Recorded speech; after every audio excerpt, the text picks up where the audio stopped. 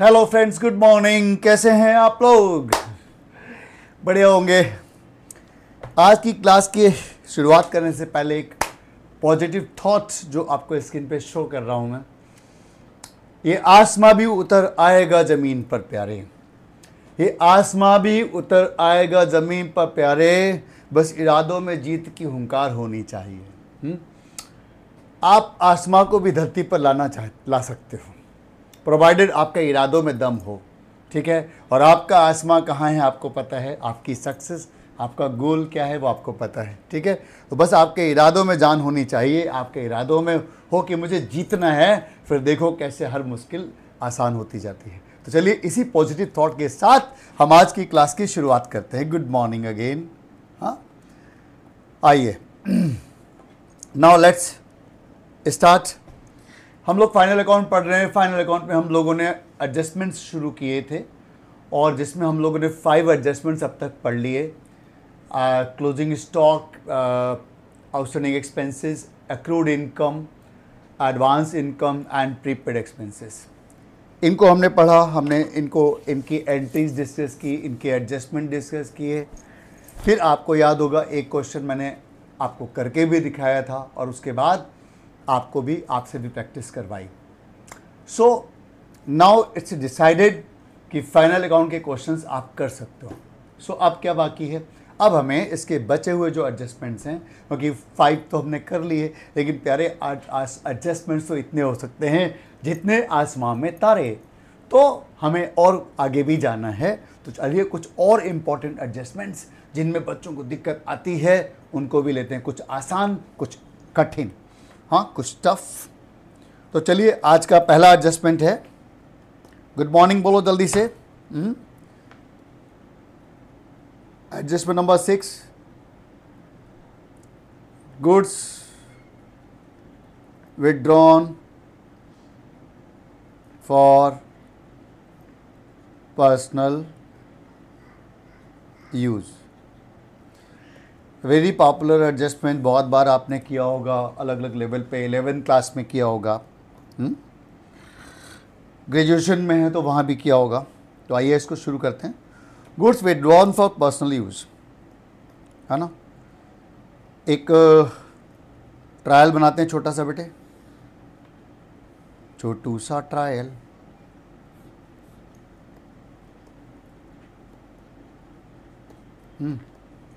इसमें लिखिए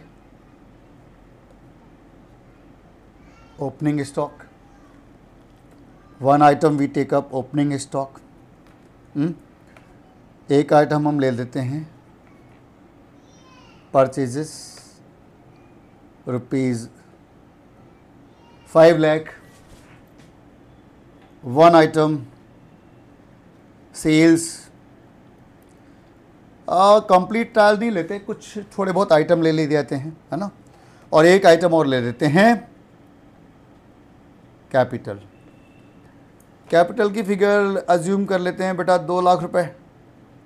ठीक है जी, ओके ओके बोलो जी, ओके। अब नीचे आ जाओ, लिखो goods costing ₹10,000 were withdrawn for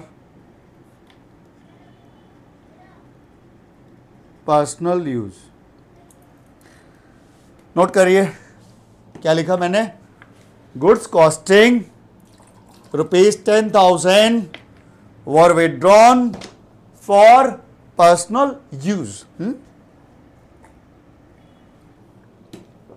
Now this is the adjustment.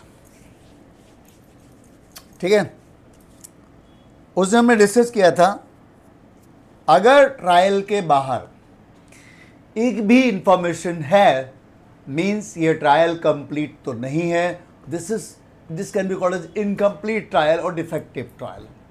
ये मेरा बात को कहने का अंदाज है। नाउ अब इसको कैसे करें? हमने सीखा था कि जब भी whenever there is a line, one line or even, हमें उसके सबसे पहले एंट्री पास करनी है। तो अभी एंट्री पास करेंगे। एंट्री पास करने के लिए 2 लाइन छोड़ दीजिए, 2 से लेके 3 लाइनें, और उसके बाद आप बनाइए। क्या क्या बनाएंगे बताओ हम? बोलो जी बोलो, जल्दी से बोलो बेटे जी, बना लो बना लो बना लो बेटे, बना लो। बहुत शुभ दिन है बेटे, आज तो निहायत ही शुभ दिन है बेटा, बहुत अच्छा दिन है बेटे। हाँ, एक बना लेते हैं ट्रेडिंग अकाउंट और एक बना लेते हैं balance sheet. Balance sheet, trading account, है ना, और एक बना लो बैलेंस शीट। अब ट्रायल के आइटम सबसे पहले लिख लेते हैं। लिखो बेटे, आप भी लिखो बेटे। ओपनिंग स्टॉक कितना है बेटे ji? 20,000 sir. 20,000, yes my dear, 20,000। Okay sir. उसके बाद परचेजेस, परचेजेस, परचेजेस को बेटा इनर कॉलम में लिखना बेटे। सर जी इनर कॉलम में क्यों लिखें सर? बेटे थोड़ा वेट तो करो, थोड़ा पेशेंस रखो, थोड़ा सब्र रखो। और क्रेडिट में लिख लो बेटा सेल्स। सर सेल्स, हाँ sales, sales rupees 8 lakh outer column में है। हैं, और एक आइटम बचा कैपिटल। कैपिटल, 2 दिल मिल रहे हैं। कैपिटल, ओपनिंग बैलेंस हमने कितना माना था? हाँ जी, इट वॉज रुपीज़ 2 लाख। सो हमने क्या किया? हमने बेटा ट्रायल के सारे आइटम्स को 1 बाय 1 एक एक जगह ले लिया। बस याद ये रखना है दोस्तों कि ट्रायल फिगर ऑलवेज एक ही जगह आनी है। क्यों आनी है उस दिन हम डिस्कस कर चुके हैं, क्योंकि उसका डबल इफेक्ट ऑलरेडी हम ले चुके होते हैं। ठीक है जी। हमने क्या किया? हमने ट्रायल के सारे आइटम्स को एक एक करके पिक करके जहां जहां लिखना था वहां लिख दिया। ठीक, क्लियर? अब नाउ इसके बाद टाइम है इस एडिशनल लाइन को टिक करने का। गुड्स कॉस्टिंग ₹10,000 और विड्रॉन फॉर पर्सनल यूज। हमने 10,000 रुपये का माल बिजनेस से निकाल लिया। सो बेटे जी इसकी एंट्री क्या बनेगी एक बार जल्दी बताओ जी। हमें पता है withdrawn for personal use, personal use जब भी होता है हम किसको डेबिट करते हैं? All of us we know. हमने बेसिक में बहुत डिस्कस किया है। जिन्होंने बेसिक क्लास नहीं पढ़ी है वो बेसिक के वीडियोस देख लें। Drawing debit, drawing account debit to क्या करूं बेटे? गुड्स गया बिजनेस से, गुड्स गया, जाने वाली चीज़ क्रेडिट। तो एक ऑप्शन है हम गुड्स को क्रेडिट कर दें, है ना। गुड्स के 4 नाम और होते हैं, परचेज, है ना, sales, purchase, sales, purchase return and sales return, है ना। अब हमें पता है परचेज डेबिट होता है, सेल्स में माल जाता है इसलिए क्रेडिट करते हैं, परचेज रिटर्न में गुड्स गोज आउट क्रेडिट करते हैं, और सेल्स रिटर्न में गुड्स आता है हम डेबिट करते हैं। ठीक है बच्चों, ये बात समझ में आ रही है? अब देखिए गुड्स बिजनेस से गया, गुड्स बिजनेस से गया तो सेल्स तो हम इसे कह नहीं सकते क्योंकि ये सेल्स नहीं है, ये सुनो, है ना। और परचेज रिटर्न भी नहीं कह सकते क्योंकि हमें परचेज रिटर्न किसको कहते हैं? परचेज रिटर्न मतलब खरीदा हुआ माल वापस कर देना। तो ना तो ये सेल्स है ना ये परचेज रिटर्न है, तो फिर क्या कहें क्या दोस्तों? जनरली आपने देखा होगा हम यहाँ पर परचेज को क्रेडिट कर देते हैं। किसको क्रेडिट करते हैं बेटा? परचेज को। लेकिन क्वेश्चन ये है, पॉइंट इज दिस कि हम परचेज को ही क्रेडिट क्यों करते हैं? क्योंकि दोस्तों मतलब परचेज मतलब क्या? जिस ऐसा गुड्स जिसे हमने खरीदा था बेचने के लिए। जैसे हमारे पास यहाँ पर परचेज है आप देखें 5 लाख रुपीज़ हमने माल खरीदा, हमने एंट्री क्या बनाई, हमने एंट्री बनाई purchase account debit to cash, है ना। अभी क्या हुआ, घर से मम्मी का फ़ोन आता है, कहते हैं बेटा घर में कुछ गेस्ट आ गए हैं, कुछ सामान घर भिजवा दो। तो हमारे पास जो बेचने लायक माल था हमने उस गुड्स में से कुछ गुड्स उठाकर घर भिजवा दिए। तो क्या हुआ, इससे हमारा जो सेलेबल गुड्स बेचने लायक माल जिसे हम परचेज कहते हैं वो कम हो गया। वो अभी तक 5 लाख था, उसमें से 10,000 का माल चला गया, तो अब वो कितना रह गया, अब वो रह गया 490। तो दोस्तों हमारी परचेज कम हो गई, है ना। परचेज क्या होगी, कम हो गई। और परचेज का नेचर क्या होता है, ऑल वी नो दैट वो परचेज डेबिट होता है, और डेबिट चीज को हम कम कर रहे हैं तो हम क्या करेंगे, उसको क्रेडिट कर देंगे। तो दोस्तों इसलिए that's why we make this entry क्या, ड्रॉइंग डेबिट टू परचेज, है ना। अब इसकी पोस्टिंग कर देते हैं। पोस्टिंग कैसे करें, देखो एंट्री का डेबिट पार्ट हम सबको मालूम है कि ड्राइंग क्या है, वो कैपिटल का ही पार्ट है। तो हम क्या करें, ड्राइंग को कैपिटल से माइनस कर दें, क्योंकि कैपिटल इज क्रेडिट। एंट्री का हमने डेबिट पार्ट उठाया और कैपिटल से माइनस कर दिया, है ना। और परचेज क्रेडिट, तो इसको परचेज से माइनस कर देते हैं।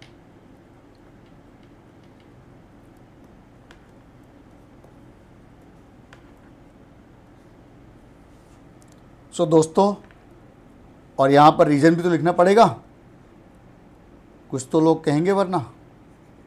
अब ये रह गया 4,90,000। लेकिन याद ये रखना है कि जब हम परचेज से माइनस कर रहे हैं, सो ये कौन सा हिस्सा है, ये एंट्री का क्रेडिट पार्ट है ना। और जो कैपिटल से माइनस किया that was debit part of entry. आप एडजस्टमेंट को आप रट के भी कर सकते हो, इसमें कोई शक नहीं है, लेकिन बहुत बेटर होगा कि आप समझ कर करें। इससे फ़ायदा क्या होगा कि जो अननोन एडजस्टमेंट अगर कभी आपके पास आ जाएं तो आप उनको भी कर पाओगे, ये बात पक्की है।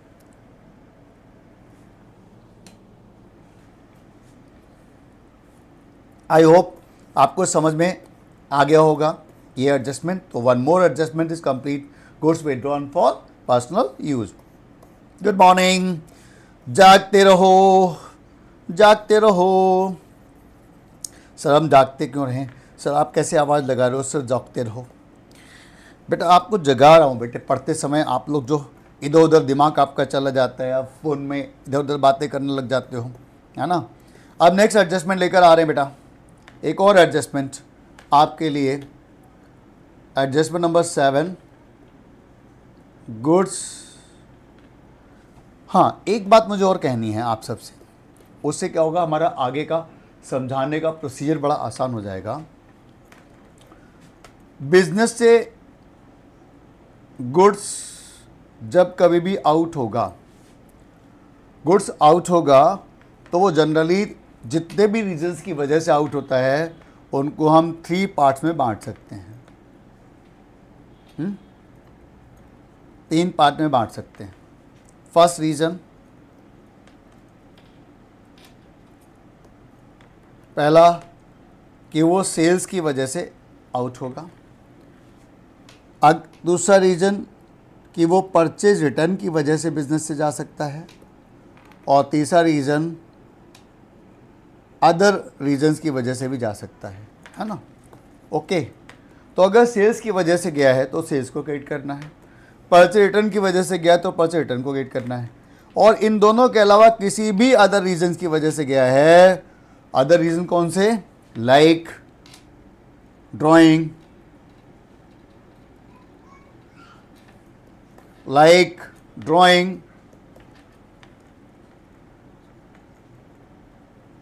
चैरिटी,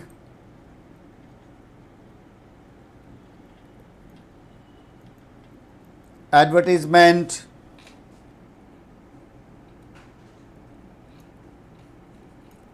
लॉस बाय फायर, है ना। ध्यान ही रखना है, ध्यान से देखिए, अगर सेल्स की वजह से आउट हुआ तब तो हमें सेल्स को ही क्रेडिट करना है।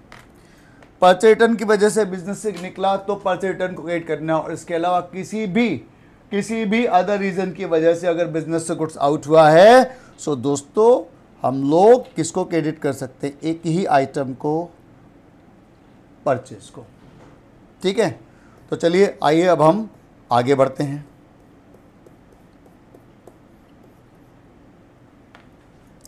Goods given as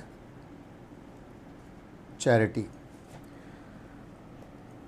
goods given as charity. एक एडजस्टमेंट लिख लीजिए, गुड्स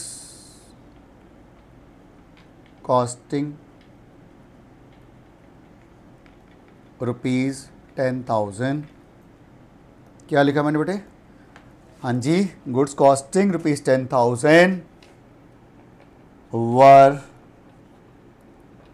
गिवन एज चैरिटी।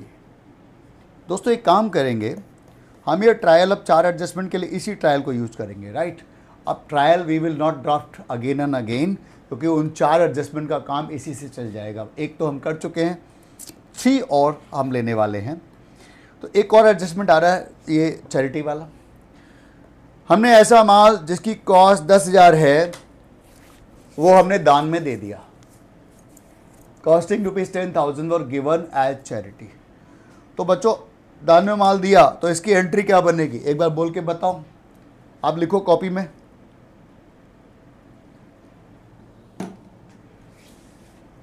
देखें आप क्या लिखते हो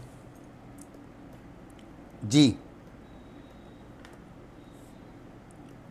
जी मेरे बच्चों जी,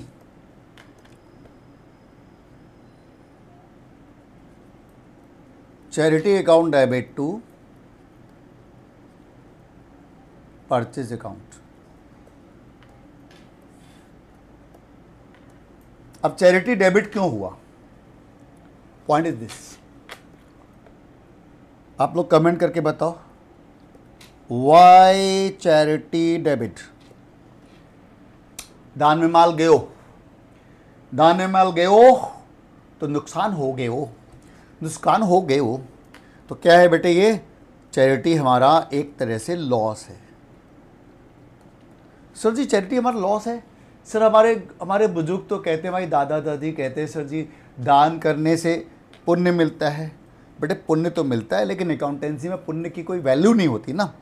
तो लॉस हो गया, चैरिटी गो, दान में जो माल दिया वो गया, तो लॉस इज डेबिट और माल गया है। अभी हमने सीखा था कि परचेज को क्रेडिट करना है, तो हम लोग परचेज को क्रेडिट करेंगे क्योंकि हमारी परचेज कम हो गई। अभी डिस्कस किया था। इज इट क्लियर सभी बच्चों को? हैं बेटा? पक्का पक्का है ना? अब एक काम करो, आप जल्दी से फटाफट से आप 2 चीज़ बना लो। एक बार एक काम करते हैं,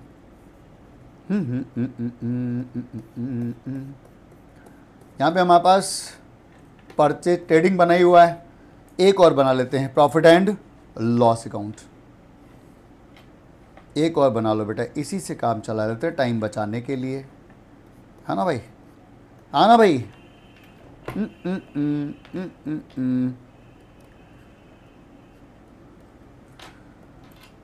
ये देखो, अब इसका एनालिसिस करो। कभी भी कोई एंट्री करते हो तो सबसे पहले उसका एनालिसिस करो। देखो चैरिटी डेबिट हुआ, हमारा खर्चा है, लॉस है। लॉस कहाँ जाएगा?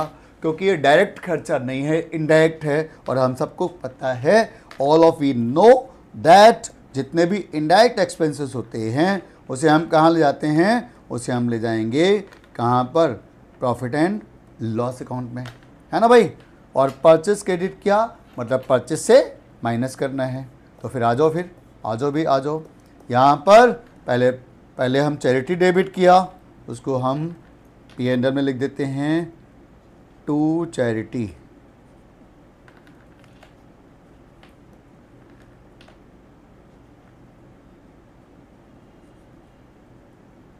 ठीक है, ओके। एंड एंट्री का क्रेडिट पार्ट परचेस से एक और आइटम माइनस हो गया। जो जो आइटम आते जाएंगे हम उनको माइनस करते जाएंगे, है ना भाई? ऑब्वियसली परचेज और कम होती चली जाएगी।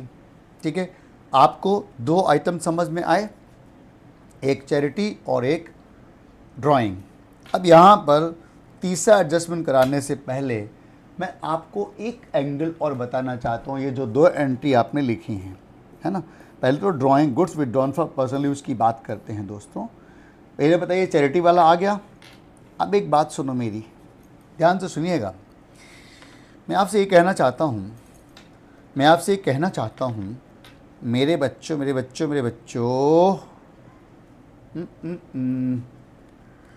ला ला ला ला ला ला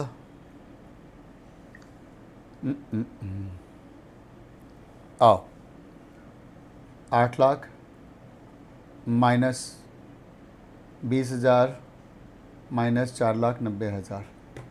दोस्तों आपको आज एक काला जादू दिखाता हूँ, गिली गिली छू।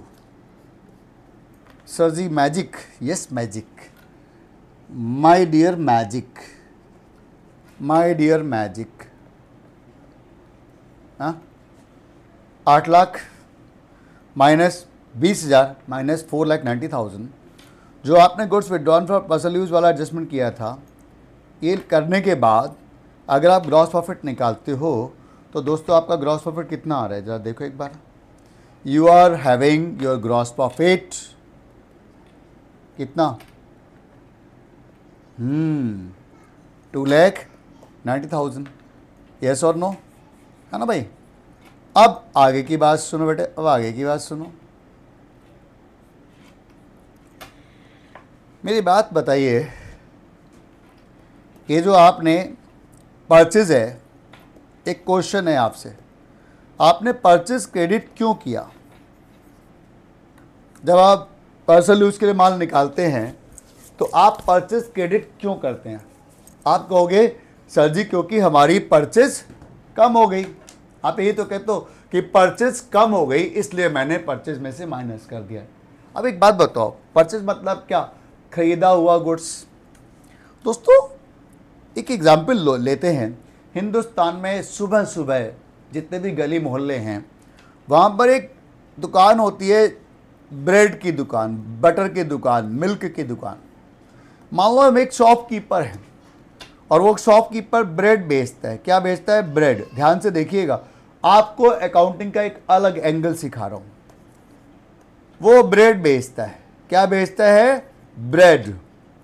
और वो डेली बेटा 50 पीस मंगवाता है। कितने पीस मंगवाता है? 50। अब क्या हुआ, जो 50 पीस मंगवाता है तो उसने 50 पीस मंगवाए और 50 में से 49 पीस बिक गए, यानी 48 पीस बिक गए, 2 पीस बच गए। जो पीस बच गए उसे हम क्या कहेंगे? क्लोजिंग स्टॉक, है ना। और एक दिन का बचा हुआ जो माल है, गुड्स है, वो नेक्स्ट डे क्या कहलाएगा? वो कहलाएगा ओपनिंग स्टॉक। मान लेते हैं आज सुबह सुबह जब हम अपना बिजनेस दुकान खोली, उस वक्त हमारे पास पहले से एक दुकान में है, पहले से गोडाउन में है हमारे पास शॉप में 2 पीसेज ऑफ ब्रेड, दो ब्रेड के पैकेट हैं, है ना। और फिर हमने बच्चों 50 पैकेट और मंगवा लिए, है ना। अब हमारे पास कितने पीस हो गए बेटे? Now we have, how many piece do we have? We have total 52 pieces. अब सुनो, अब हमारे घर से फोन आता है, मम्मा कहती बेटा घर में गेस्ट आए हैं, ब्रेड चाहिए। अब आपको 1 पीस ब्रेड भिजवानी है दोस्तों, हाँ। तो आपके पास 2 ऑप्शन है। पहला ऑप्शन कि ये जो ताज़ी खरीदी हुई ब्रेड है, फ्रेश ब्रेड, इसमें से आप 1 पीस अपने घर भिजवा दो। ध्यान से सुनिएगा, बहुत मामूली बात है लेकिन हो सकता है बहुत से लोगों ने कभी ध्यान ना दिया हो। हाँ, आपने एक तो ऑप्शन है कि आप जो फ्रेश लॉट आया उसमें से माल भिजवाओ, तो एक ये भी ऑप्शन है। अगर आप ऐसा करते हो तो ऑब्वियसली आपका परचेज वाला लॉट कम हुआ। बोलो यस और नो। आप कहोगे यस सर, है ना। और एक बात बताओ, ऐसा भी हो सकता है आपके मन में आए यार ताज़ी ब्रेड हम कस्टमर को बेचेंगे और जो पुरानी बची हुई है वो हम खुद कंज्यूम कर लें, तो उस केस में क्या होगा? उस केस में ऑब्वियसली आप क्या कर रहे हो? आप ओपनिंग स्टॉक में से एक पीस निकाल रहे हो। और आप खुद सोच के देखो, अगर आप ओपनिंग स्टॉक से 1 पैकेट निकाल कर घर भिजवाते हैं, सो कौन सा लॉट कम होगा? सोचो जी सोचो, जल्दी से सोचो। ऑब्वियसली आपका ओपनिंग स्टॉक वाला लॉट कम होगा। सो दोस्तों आप ये सोचिए, हमें एक और ऑप्शन पता लगा एंट्री का। यानी आप जब जो आप एंट्री बनाते हैं ड्राइंग टू परचेज, उसकी जगह आप बना सकते हैं ड्राइंग टू ओपनिंग स्टॉक, है ना। यानी उस केस में जो आप अपना एडजस्टमेंट कर रहे हैं, जैसे आपने यहाँ पर परचेज में से माइनस किया, आप सोच के देखिए अगर आप परचेज में से माइनस ना करके अगर ये 10,000 ओपनिंग स्टॉक से माइनस करें तो कौन सा लॉट कम होगा? ऑब्वियसली आपका ओपनिंग स्टॉक वाला लॉट कम होगा। बोलो हाँ या ना। और एंट्री क्या बनेगी जो मैं अभी लिखने जा रहा था, drawing debit to opening stock. डॉम गुड मॉर्निंग, जागते रहो दोस्तों। समझ में आया? यानी हमने दो ऑप्शन सीख लिए, विड्रॉन फॉर पर्सनल यूज के एक ऑप्शन ड्राइंग टू परचेज और दूसरा है ड्राइंग टू ओपनिंग स्टॉक, है ना। अगर एग्जामिनर पूछता है इट इज ट्रू और फॉल्स तो आप क्या कहोगे? It's true. अगर एग्जामिनर कहता है goods withdrawn for personal use की entry drawing to opening stock, तो ऑब्वियसली ये सही है, पर वही कर पाएगा जिसको पता होगा कि ये ऐसे भी होता है। ठीक है जी, आगे बढ़ें। ओके चलो, अभी आपको एक एंगल और सिखाता हूं। सर जी अभी और भी है? हाँ बेटे हाँ, यस देखो ना। मैं एक बात कह रहा था, आप ये गुड्स परचेज में से माइनस क्यों करते हो? सर जी कितनी बार पूछेंगे यही क्वेश्चन। रीज़न है, हम गुड्स को परचेज में से माइनस क्यों करते हैं? आप कहेंगे सर जी परचेज में से माइनस इसलिए करते हैं क्योंकि हमारी परचेज कम हो जाती है। है ना। अब एक बात बताओ, एक अकाउंटेंट है वो कहता है सर मैं ऐसा करता हूँ, मैं ये ड्राइंग को परचेज में से माइनस नहीं करता। मैंने कहा फिर क्या करोगे? बोलो क्या करोगे? उसने कहा ऐसा है, परचेज को कम करना है ना, परचेज को रिड्यूस करना है, डिक्रीज करना है, तो एक काम करते हैं परचेज के अपोजिट लिख देते हैं। मैंने कहा कैसे? बोला परचेज होता है डेबिट साइड लिखा हुआ, हम अगर ऐसा करें कि इस 10,000 को क्रेडिट साइड लिख दें तो हेलो अगर हम ड्राइंग को goods withdrawn for personal use को परचेज में से माइनस करना है ना, परचेज देखो ध्यान से देखो, परचेज डेबिट में होता है ना, हम डेबिट में परचेज माइनस ना करके हम अपोजिट साइड लिख देते हैं। आप चेक करके देखिए, still you will have the same answer, your answer will remain same, that is 2,90,000। बोलो यस और नो? यस, हाँ जी ठीक है। सो अगर अब आप एक बार इसका मतलब आपके पास एक और ऑप्शन भी आ गया। कौन सा? सोचो। ड्राइंग ट्रेडिंग के क्रेडिट साइड में लिखा हुआ है, हा हा हा। सो एंट्री क्या बन गई? एंट्री एक ऑप्शन था ड्राइंग टू, एक ऑप्शन था क्या? ड्राइंग टू परचेज, है ना। एक ऑप्शन आया ड्राइंग टू ओपनिंग स्टॉक, और एक और ऑप्शन आ गया ड्राइंग टू, हाँ जी सर जी ये भी सही है बेटा, बिल्कुल सही है, बिल्कुल परफेक्ट है। यानी goods withdrawn for personal use के लिए वी हैव 3 ऑप्शंस। जो एक तो ट्रेडिशनली जो हम जानते हैं, क्या जानते हैं? ड्राइंग टू क्या? ड्राइंग टू परचेज, है ना। एक और option drawing to trading account, and तीसरा ड्राइंग टू ओपनिंग स्टॉक। देखो हमें क्यों पता होना चाहिए? 2 रीज़न से। एक तो हम प्रोफेशनल स्टूडेंट्स हैं, सो हमें मालूम हो जितने ज़्यादा तरीके उतना ज़्यादा अच्छा, कि इन्फॉर्मेशन को एक्स तरीके से लिख सकते हैं, वाई तरीके से भी लिख सकते हैं, और तीसरे तरीके से भी लिख सकते हैं, है ना। तो एक रास्ता तो ये है, हमें इसलिए भी पता होना चाहिए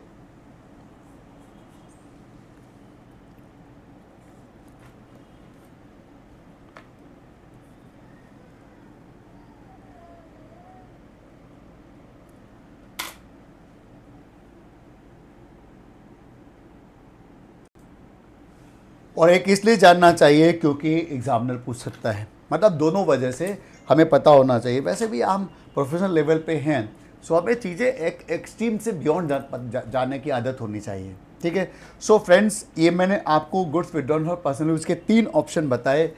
और एक और बात, जहाँ जहाँ आप परचेस क्रेडिट करते हैं, ध्यान से सुनिएगा, वहाँ आप ओपनिंग स्टॉक एंड ट्रेडिंग को भी क्रेडिट कर सकते हैं with the same reason, for the same logic, okay. जैसे यहाँ पर हमने एक एडजस्टमेंट लिया था, goods given as charity, right. तो हमने क्या एंट्री लिखी थी, चैरिटी टू परचेज। इसकी जगह हम टू ओपनिंग स्टॉक भी लिख सकते हैं एंड टू ट्रेडिंग अकाउंट भी लिख सकते हैं। अब एक बच्चा कहेगा सर जी, मान लो एग्जाम में हम परचेज में से लेस डिडक्ट ना करके हम उसको ट्रेडिंग के क्रेडिट पे दिखाएं तो क्या वो सही होगा? एकदम सही होगा, examiner full by full marks देगा, बिल्कुल भी उसमें कटिंग नहीं हो सकती। लेकिन मेरा एक और सजेशन होगा कि ये सब चीज़ें सिखा रहा हूँ एक्सट्रीम वाली, ये आपकी नॉलेज के लिए हैं। एग्ज़ाम में कोशिश करें कि जो ट्रेडिशनल रास्ता है उसी को अडॉप्ट करें, क्योंकि बहुत से लोग उस तरफ ध्यान देते भी नहीं हैं, तो वाई टू टेक रिस्क, ठीक है। एग्जाम में कोशिश करनी है वही करना है जो स्टडी मटेरियल कह रहा है, जैसा स्टडी मटेरियल का प्रेजेंटेशन है। हाँ, हमें नॉलेज रखनी है क्योंकि आगे हमें प्रोफेशनल लेवल पे जाना है, जब प्रैक्टिकल फील्ड में जाएंगे तो हमें ये सब चीज़ें पता होनी चाहिए, ठीक है बच्चों। ओके बच्चों, चलिए, तो 2 एडजस्टमेंट हो गए, मतलब आज के 2 एडजस्टमेंट, पहला goods withdrawn for personal use, दूसरा गुड्स गिवन एज चैरिटी। आइए अब हम आगे बढ़ते हैं। गुड्स गिवन एज चैरिटी के बाद नेक्स्ट 7 हो गए, 8। एक और एडजस्टमेंट आपके लिए आ रहा है, goods distributed as free sample. Goods distributed as free sample. एक एग्जाम्पल ले लेते हैं, हालांकि फिगर्स भी वही रखते हैं, है ना। इसकी एंट्री क्या बनेगी? ये तो एक ऐसा एडजस्टमेंट है, आपने बहुत सुना होगा इसके बारे में। हाँ,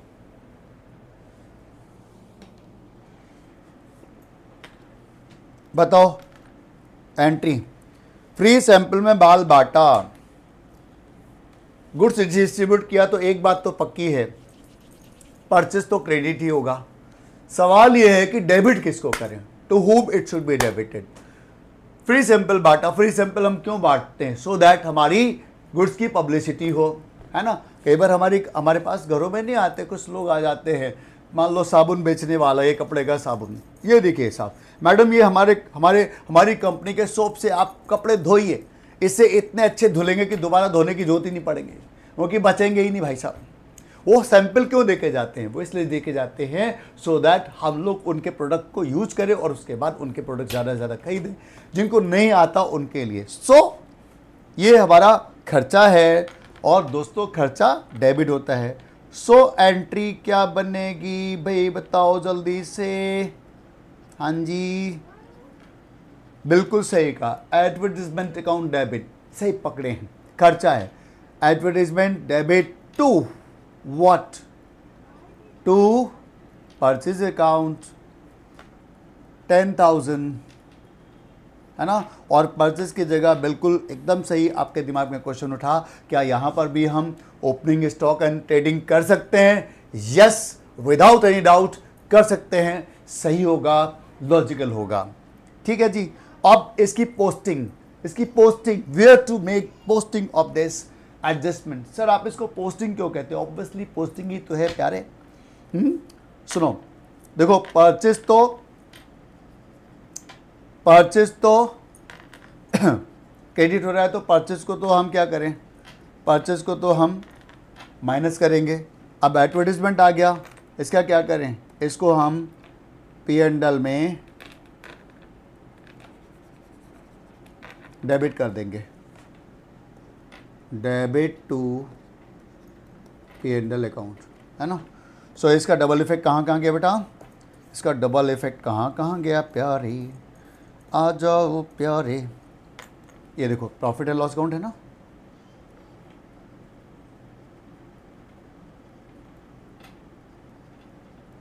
डेबिट पार्ट। एडजस्टमेंट को करते समय आपको बिल्कुल यही बात ध्यान रखनी चाहिए। एंट्री बनाई, मतलब बहुत सारे बच्चे जो कहते हैं सर हमारा एडजस्टमेंट छूट जाता है, क्वेश्चन टैली नहीं होता, तो वो क्या होता है, आप डबल इफेक्ट नहीं लेते हो। आप क्या करो, बस इसी तरह से करो। आपने एंट्री लिखी, फिर देखा डेबिट पार्ट किधर जाना है, डेबिट पार्ट यहाँ जाना है, क्रेडिट पार्ट, जैसे इस एडजस्टमेंट का डेबिट पार्ट P&L में जाना था, और क्रेडिट पार्ट को कहाँ लेना था हमने, क्रेडिट पार्ट को हमने परचेज में से माइनस करना था। कैसे करेंगे, सेम थिंग, बस 10,000 माइनस किया और यहाँ पर हमने रीज़न छाप दिया। रीज़न क्या है, रीज़न है एडवर्टीजमेंट। जो भी what ever is the reason, वो रीज़न यहाँ पे लिख दो, ठीक है। सो एक और एडजस्टमेंट आपका फिनिश हुआ बेटे, एडजस्टमेंट नंबर 8। हम लोगों ने क्या क्या फिनिश कर लिया, हम लोगों ने फिनिश किया goods given as charity, goods withdrawn for personal use, और goods distributed free sample, right. अब हम एक और एडजस्टमेंट की तरफ चल रहे हैं, वेरी वेरी इंपॉर्टेंट।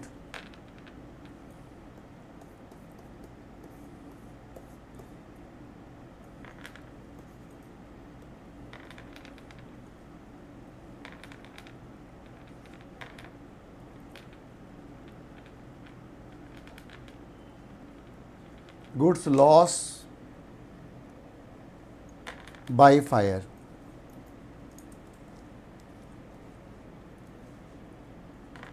गुड्स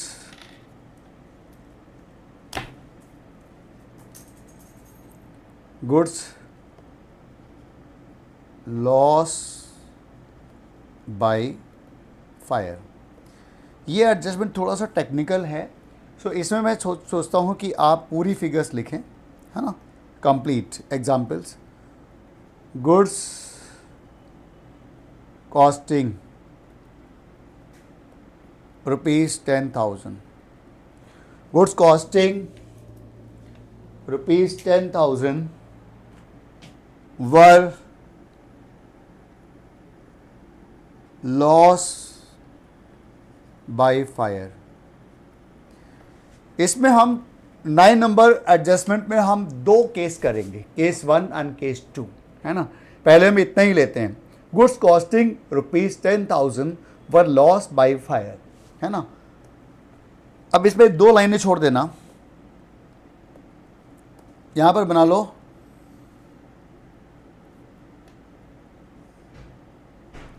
इस एडजस्टमेंट में हमें बेटा चाहिए होंगे 3 चीजें।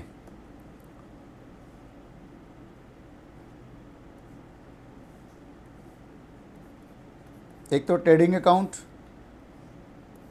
एक प्रॉफिट एंड लॉस अकाउंट, और एक बैलेंस शीट।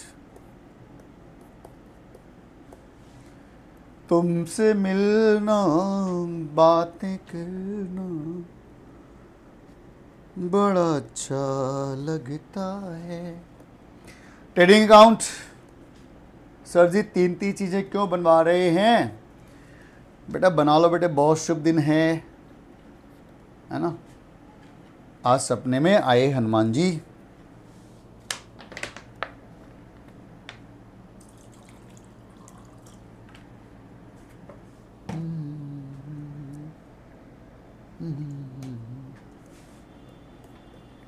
सबसे पहले वो आइटम लिख लो सारे।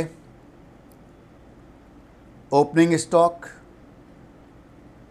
ट्रायल हम सेम रख रहे हैं बेटा। Opening stock 20,000, purchases 5 lakh, sales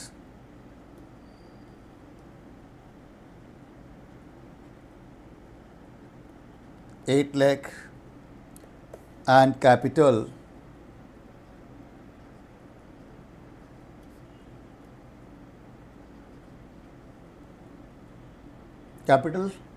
कितनी थी बेटा? 2 लाख रुपए। Now it's time to make entry for adjustment. What is the adjustment? Goods costing ₹10,000 were lost by fire. अब इसको एंटी बनाओ, क्या बनेगी? बोलो क्या बनेगी, बोल के बताओ। लॉस हुआ है ना, loss by fire debit. Loss तो लॉस है, बताना क्या?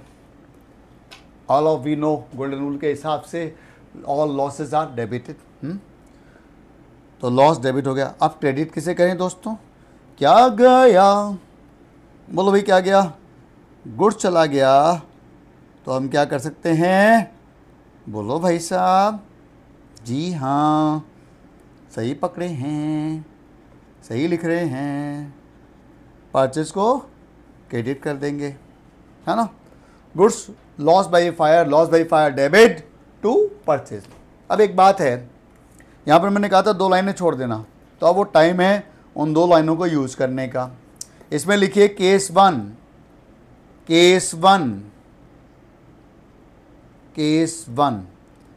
मैंने आपको कहा था ना कि हम 2 केस लेंगे इसमें।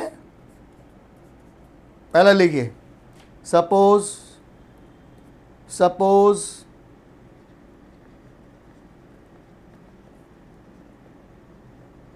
There is no insurance. मान लेते हैं हमने गुड्स का कोई भी इंश्योरेंस नहीं करवा रखा, है ना। सो दोस्तों अब एक बात बताओ, जो लॉस हुआ है ये बियर कौन? इंश्योरेंस है नहीं। Who will bear the loss? Obviously हम बियर करेंगे।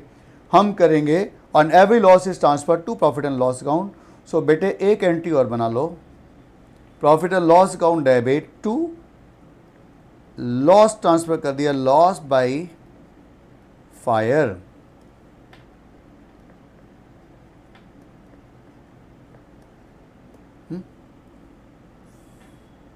यानी आपको इसमें 2 एंट्री बनानी है। सर जी अभी तक तो नहीं बनाई थी बेटे, कुछ खास कारण है इसका। अब इन दोनों एंट्री में कुछ कॉमन है, अगर आप ध्यान से देखें तो loss by fire debit, loss by fire credit cut गया। तो दोस्तों दोनों का नेट इफेक्ट क्या बचा? दोनों को मर्ज कर सकते हैं। अगर मर्ज करें तो क्या होगा? देखो, इससे आपके लिए टिपिकल एडजस्टमेंट, आप इसके थ्रू ये समझें कि टिपिकल एडजस्टमेंट्स को हैंडल कैसे करना है। इन दोनों को अगर मर्ज कर दें तो बेटे नेक्स्ट एंट्री बनती है, नेट एंट्री बनती है profit and loss account debit to purchase. पता है क्या, मल्टीपल एंट्रीज में तो हम कंफ्यूज हो जाते हैं कि इस पार्ट को कहाँ जाएं, उसको कहाँ ले जाएं, उसको कहाँ ले जाएं। लेकिन आप क्या करो, जब मल्टीपल एंट्रीज उनको मर्ज कर दो। जैसे आप मर्ज करोगे ना तो आपके हाथ में एक नेट इफेक्ट निकल के आ जाएगा और वो आपको चिल्ला के बता रहा होगा मेरे को यहाँ ले चलो। अब आप ये देखो, यहाँ पर हमारे पास जो नेट इफेक्ट आया वो निकल के ये आया, profit and loss account debit to purchase. अब ये साफ नज़र आ रहा है कि इस केस में जो हमारा डेबिट पार्ट है उसका इफेक्ट कहाँ जाना है? Profit and loss account. मतलब यहाँ तो कुछ सोचना भी नहीं है, किसी से पूछना भी नहीं है, खुद चिल्ला के कह रहा मुझे ले चलो। कहाँ ले चलो? प्रॉफिट एंड लॉस अकाउंट में डेबिट साइड, और परचेज में से माइनस करना है। सो बच्चों हम लोग क्या करें, जो हमने 3 पार्ट बनाए थे अभी फिलहाल इसमें से 2 यूज़ होंगे, है ना। P&L में पहला पार्ट कहाँ जा रहा था? P&L में, वहाँ डेबिट साइड में लिख दिया 10,000 और लिख दिया रीज़न क्या? Loss by fire. और क्रेडिट पार्ट कहाँ आ गया? इसे हमने परचेज में से माइनस कर दिया, है ना। और रीज़न भी छापना पड़ेगा, loss by fire. I hope कि ये आपको समझ में आ चुका होगा। ये जो आपने एक एडजस्टमेंट लिया, loss case 1 goods loss by fire but there is no insurance. अब इसमें केस 2 ले लेते हैं। केस 2 आ जाओ, केस 2 नोट करें।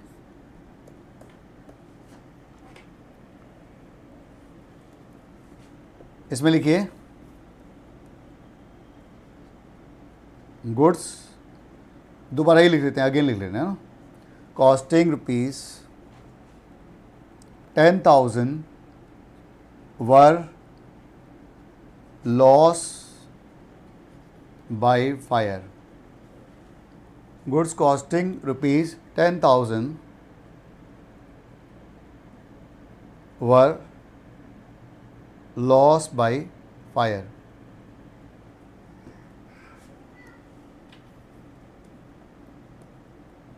और आगे लिखते हैं ओनली 60% ऑफ गुड्स। ये अब यहां से थोड़ा टेक्निकल होता जा रहा। Only 60% of goods were insured. Only 60% of goods were insured and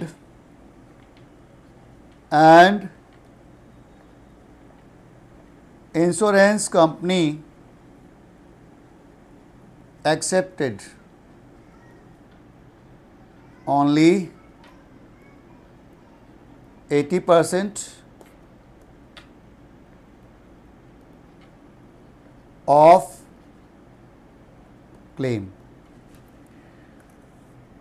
Goods costing rupees 10,000 were lost by fire and insurance company accepted. Only 60% of the goods were insured and insurance company accepted only 80% were claim. ये sir ने क्या लिखवा दिया दोस्तों? कहीं कुछ गड़बड़ तो नहीं है?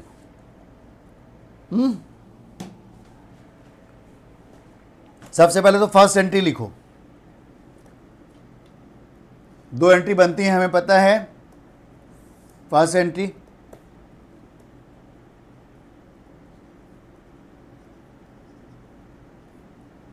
Loss by fire debit to purchases.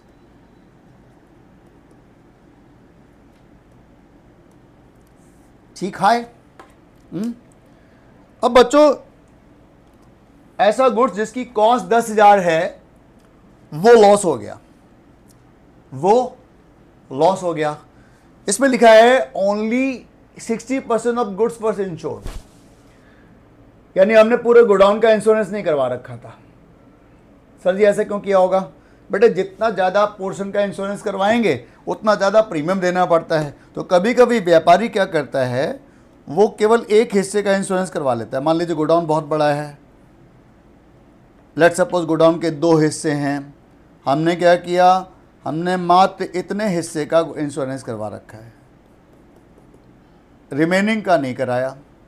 सो अब क्या होगा, अगर जब आग लगेगी सो आग तो पूरे में लग गई, लेकिन इंश्योरेंस कंपनी केवल उतने ही पोर्शन का इंश्योरेंस देगी जिसका हमने इंश्योरेंस करवा रखा है। अब इस क्वेश्चन में आप देखें, इसमें क्या लिखा है, only 60% of the goods are insured. लेकिन एक बात समझ नहीं आई, क्वेश्चन में लिख दिया insurance company accepted 80% of claim. भाई 60% है तो 80% कैसे एक्सेप्ट कर लेंगे? लगाओ दिमाग, लगाओ दिमाग लगाओ। अरे सर जी आप समझ नहीं पाए। सर जी बेटे मुझे समझाओ ना। सर जी देखो गुड्स की कीमत है 10,000 रुपये। इसमें से इंश्योरेंस कंपनी ने इंश्योरेंस करवा रखा है 60% का, यानी 6,000 का। अगर इंश्योरेंस कंपनी पूरा क्लेम भी एक्सेप्ट करे तो भी 6,000 का क्लेम एक्सेप्ट करेगी, लेकिन यहां पे जो क्लेम एक्सेप्ट करना चाहिए था उसका भी 80%। ओ ये बात है। अच्छा, तो 6,000 एक्सेप्ट करना चाहिए था, उसका 80% कितना हुआ बेटे? 4,800। ये एक्सेप्ट किया तो बेटे बात बन गई ना। फिर इसका मतलब आपको आता है। वेरी गुड, आप लोग सब कुछ आता है यार, मैं क्या सिखाऊं ना। 10,000 का लॉस हुआ, इंश्योरेंस कंपनी का हिस्सा है 4,800 रुपये, तो हमारा हिस्सा कितना हुआ? हमारा हिस्सा आ गया 5,200। यानी ये इंश्योरेंस कंपनी का पार्ट है और remaining part will go to profit and loss account. So friends, first entry बनी loss by fire debit to purchase. अब आ जाओ सेकेंड एंट्री। सेकेंड एंट्री में क्या करें, इंश्योरेंस कंपनी ने क्लेम एक्सेप्ट किया। आपको नॉलेज के लिए बता दूं, जिनको नहीं पता, जब आपका इंश्योरेंस होता है और अगर आपका डैमेज हुआ है तो इंश्योरेंस कंपनी क्लेम एक्सेप्ट, पैसे तुरंत नहीं मिलते, गैप आता है। पहले उनका सर्वेयर आता है, वो सर्वे करता है, फिर उनका क्लेम एक्सेप्ट होता है, उसके बाद 1 महीने 2 महीने 3 महीने का कोई टाइम पीरियड होता है, आफ्टर दैट हमारे हाथ में कैश आता है। तो क्लेम एक्सेप्ट करने का मतलब है कि इंश्योरेंस कंपनी ने आपको लिख के दे दिया कि हम आपके डेटर बनने को तैयार हैं। मतलब इंश्योरेंस कंपनी आपको पैसे देंगे, मतलब अब वो आपकी डेटर बन गई, आपके हाथ में एक लीगल लेटर आ गया। इसको दिखा करके अगर अब आज के बाद वो पैसे ना दे तो आप उनके खिलाफ कोर्ट में भी जा सकते हो। Good morning. सो ये मतलब है इंश्योरेंस कंपनी को डेबिट करने का। सो हम क्या करेंगे, इंश्योरेंस कंपनी को डेबिट कर देंगे। क्यों? Because you are now my debtor, because you have claim accepted the claim. और जो लॉस किसी ने एक्सेप्ट नहीं किया वो मेरा हिस्सा है, profit and loss account debit. And to loss by fire ₹10,000। और दोस्तों इन दोनों एंट्री में कॉमन है कुछ, अगर आप ध्यान से देखें तो loss by fire debit, loss by fire credit cut गया और दोनों को मर्ज कर दें तो नेट इफेक्ट क्या आता है, आप ध्यान से देखो।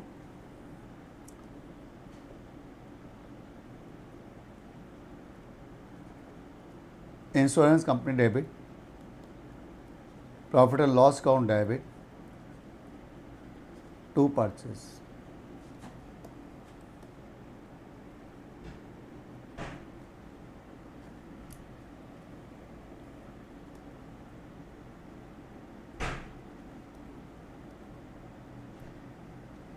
है ना। अब आप ध्यान दें, आपका जो एंट्री है उसमें कितने अकाउंट के नाम आए, अगर आप ध्यान दें सो यू हैव 3 पार्ट, है ना, 1 2 एंड 3। यानी इस बार इसकी पोस्टिंग 3 जगह जानी है। पहला पार्ट क्या कह रहा है, इंश्योरेंस कंपनी, इसको कहाँ ले जाना है, ये मेरी एसेट है। याद है आपको 3 हिस्से बनवाए थे, ट्रेडिंग, P&L और बैलेंस शीट। तो पहला पार्ट तो एसेट में जाएगा बाई दिस नेम P&L, दूसरा पार्ट P&L में डेबिट होगा एंड थर्ड पार्ट परचेज में से लेस कर देंगे। तो आ जाओ फिर, आओ माइनस करते हैं। पहले सबसे फर्स्ट पार्ट,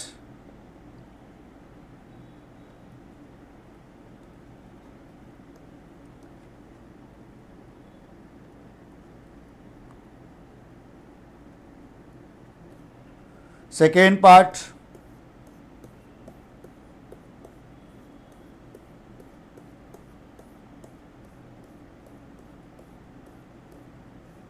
कहाँ गया, ओ कहाँ गया भाई,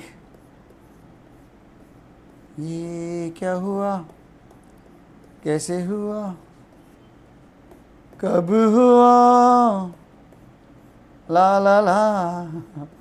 कोई नहीं, हम फिर से बना लेंगे। हाँ ये मिल गया ना, देखो कोई मिल गया, इसी से काम चला लेते हैं।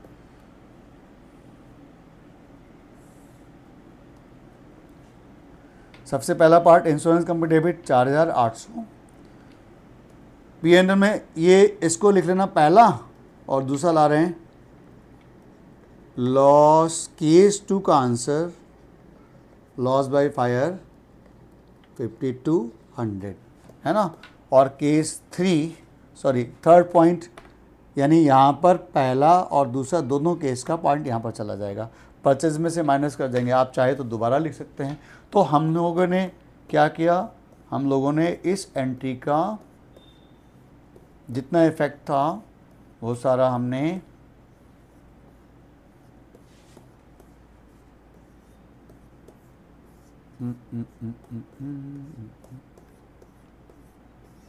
कहाँ है, ये आ गया। हमारी entry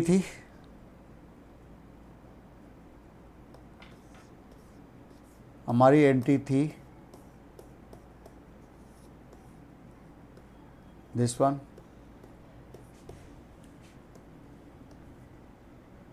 insurance company debit, profit and loss account debit to purchase 4800, 5200 and 10,000. So क्या करना है, ये फर्स्ट पार्ट ये हम एसेट में ले गए, ये हम P&L में ले गए और ये हम बैलेंस शीट में ले गए. सो ये एडजस्टमेंट इस तरह से आपको करना है. उम्मीद है आपको ये समझ में आया होगा बहुत अच्छी तरह से. सो फ्रेंड्स, ये एक और लेक्चर हमने फिनिश किया जिसमें हम लोगों ने 5 एडजस्टमेंट्स कंप्लीट किए. कौन कौन से आप देख लो. एक तो हमने लिया goods withdrawn for personal use, एक लिखा गुड्स गिवन एज चैरिटी, एक goods distributed free sample and goods lost by fire, है ना. अब इसमें एक बात और समझनी है. जैसे यहाँ पर गुड्स लॉस बाय फायर था. ये बताओ अगर गुड्स लॉस बाय थेफ्ट हो तो क्या करोगे. आप कहोगे goods loss by theft debit to purchase. अच्छा एक बात बताओ, अगर ये हो goods cash loss by theft, so क्या करेंगे. हाँ, loss by theft debit to cash. अगर कैश चोरी हो जाए तो टू कैश. अच्छा, फर्नीचर चोरी हो जाए तो टू फर्नीचर. यस और नो. कार चोरी हो जाए तो टू कार. और बिल्डिंग चोरी हो जाए, सर जी बिल्डिंग चोरी हो ही नहीं सकती. ठीक है, बिल्डिंग आग से जल जाए तो क्या कहोगे. आप कहोगे sir loss by fire debit to building. Yes, यानी सीखना क्या है, सीखना ये है कि जो भी चीज़ बिजनेस से गई उसे हम क्रेडिट करते चले जाएंगे. सो उम्मीद है आपको ये एडजस्टमेंट अच्छी तरह समझ में आए होंगे, है ना. अब एक काम करते हैं कि इसके ऊपर एक क्वेश्चन आपको होमवर्क के लिए दे देते हैं. इन्हीं एडजस्टमेंट को लेकर के एक क्वेश्चन आप होमवर्क में लिखवाता हूं और उसको आप नेक्स्ट क्लास में करके दिखाना, फिर हम इसको डिस्कस करेंगे. ओके. सो चलिए एक इलस्ट्रेशन लेते हैं और जैसा हमने पहले किया था एक क्वेश्चन लेंगे, उसको थोड़ा सा मॉडिफाई करेंगे और आपके लिए एक क्वेश्चन फॉर्म कर देंगे. आपके स्टडी मटेरियल जो आपके CA इंस्टीट्यूट का स्टडी मटेरियल है उसी को ले लेते हैं. इसका इलस्ट्रेशन नंबर 9 ले लो बेटा. 9 थोड़ा छोटा है, उसमें क्या होगा, इंफॉर्मेशन को आसानी से मैनेज आप कर पाएंगे.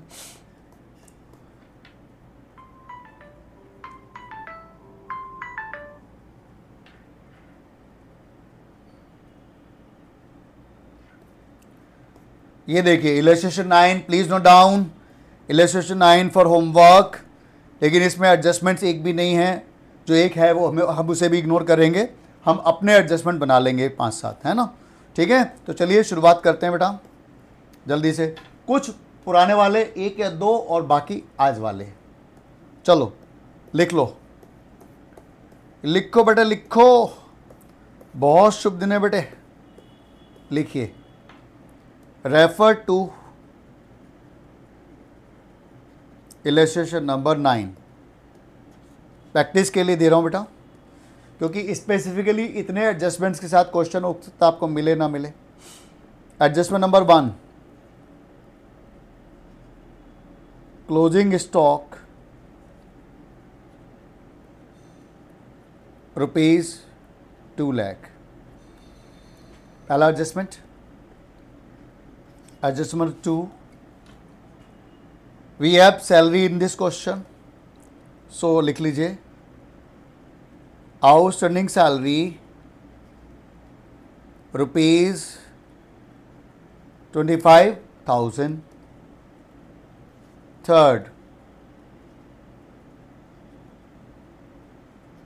prepaid advertisement. We have advertisement. Yes, we have prepaid advertisement ₹15,000. अब कुछ एडजस्टमेंट आज वाले लेते हैं. गुड्स परचेज है इसमें, देखो purchase. Do we have purchase? Yes, बहुत सारा है परचेज भाई, 6,05,000 की परचेज है, बहुत बढ़िया। Goods costing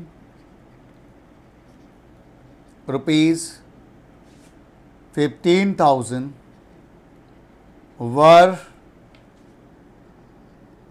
loss by fire, were lost by fire, and insurance company ना ऐसा करते हैं, full stop, only 70% of goods were insured. क्या लिखा मैंने? Only 70% of goods were insured and insurance company accepted, insurance company accepted only 90% of claim. बाकी आप समझदार हैं। एक और लिखते हैं, goods costing ₹10,000 were given as charity. मैं जानबूझकर इसमें ज़्यादा एडजस्टमेंट नहीं दे रहा, छोटी छोटी प्रैक्टिस आप करेंगे तो क्या होगा, उससे आपका कॉन्फिडेंस बढ़ेगा, है ना। पर्पज़ ये नहीं है कि बहुत सारे एडजस्टमेंट करे जाएं एक साथ, जब आपको छोटे छोटे आते होंगे तो बड़ा तो आप कर ही लोगे। सो उम्मीद है ये आपको आज का जो एडजस्टमेंट्स हैं ये सारे समझ में आए होंगे, आपको मज़ा आया होगा। हाँ, इस क्वेश्चन को करिएगा, कोशिश करेंगे नेक्स्ट क्लास में इसको डिस्कस करें। हाँ, और अगर आपको क्लासेस पसंद आ रही हैं तो इसका लाइक ज़रूर करें और शेयर ज़रूर करें। शेयरिंग जितनी करेंगे उतना ज़्यादा लोगों तक पहुंचेगा और उनको बेनिफिट मिलेगा। अपने तक ही क्यों लालच रखना चाहते हो। और दोस्तों, चैनल को अगर सब्सक्राइब नहीं किया तो जल्दी से सब्सक्राइब भी करना है, सो दैट मुझे भी मोटिवेशन मिले, है ना। और बेल आइकॉन दबाना मत भूलना, क्योंकि बहुत सारी चीज़ें प्रोजेक्ट पाइपलाइन में हैं जिनसे श्योरली आपको as a person, as a student आपको ज़रूर मदद मिलेगी। सो आज की क्लास को यहीं विराम लगाते हैं, मिलते हैं नेक्स्ट क्लास में एक और नए टॉपिक के साथ, नए एडजस्टमेंट के साथ। अगली क्लास बहुत इंपॉर्टेंट होने वाली है, आप उसको ज़रूर देखिएगा। Thank you.